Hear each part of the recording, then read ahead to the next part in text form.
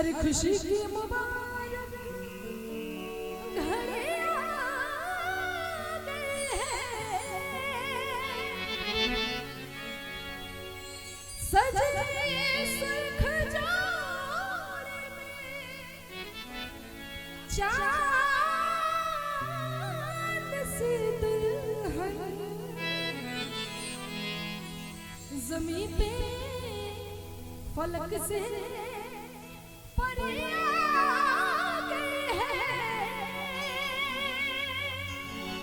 लेकिन दूल्हे जी सब गाते हैं कि दूल्हे का सेहरा सुहाना लगता है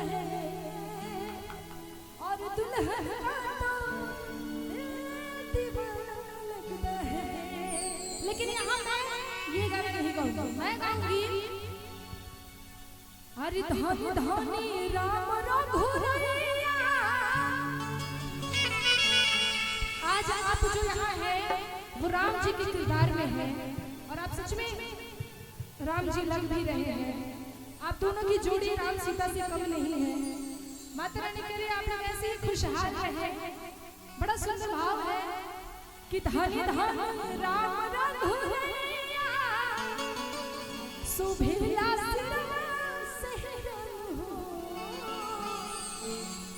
कि धनी धनी राम रघुरैया सुभेला सिरवा सेहरा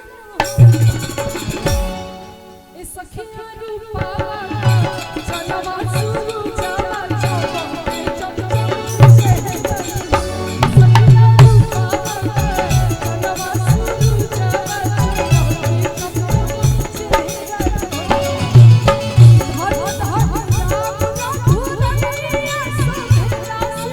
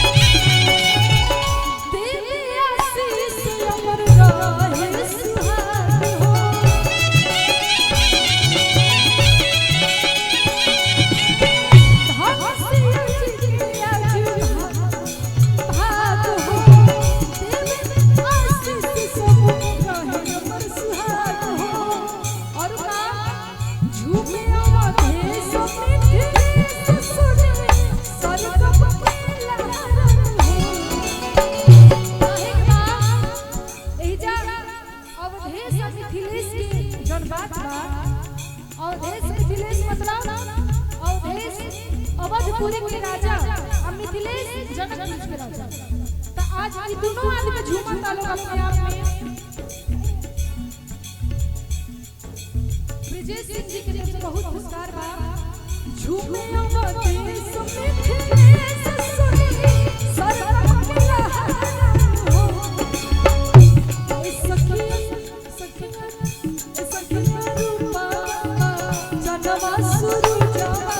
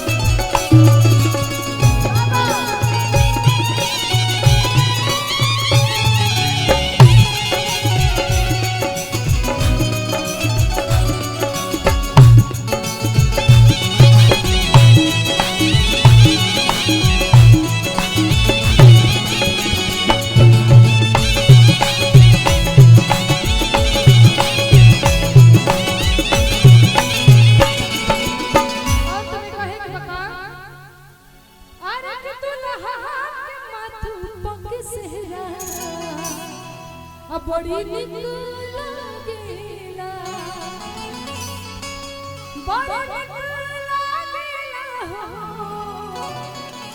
बड़े निक लागेला। दुल्हा जी सुनाई दे रहा है? कैसा लग रहा है? अच्छा लग रहा है? तो बताइए वहां से अच्छा लग रहा है? मैं तो चाहूंगी कि आप यहाँ पे आ जाओ, ये अंतिम लाइन है, एक बार आप आ जाओ प्लीज, प्लीज आ जाइए। नहीं आइएगा कोई बात नहीं, आप वहीं से इधर ध्यान दीजिए, ये लास्ट सॉन्ग आपके लिए मैं गा रही हूँ। अरे दुल्हा के माथे पर से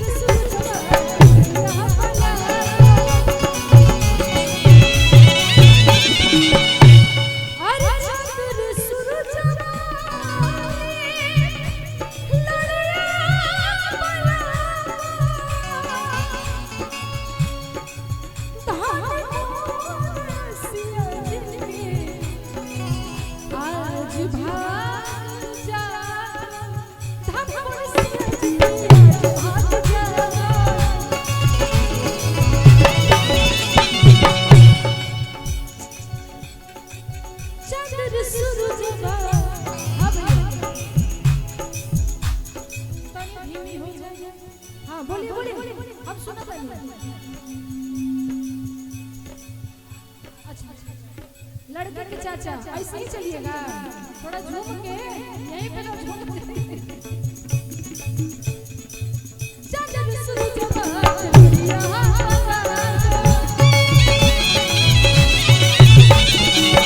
राजेश सिंह जी लखनऊ से पैसा आया लड़के के चाचा जी की तरफ से, बहुत पुरस्कार बा, बड़ा कंजूसी होता।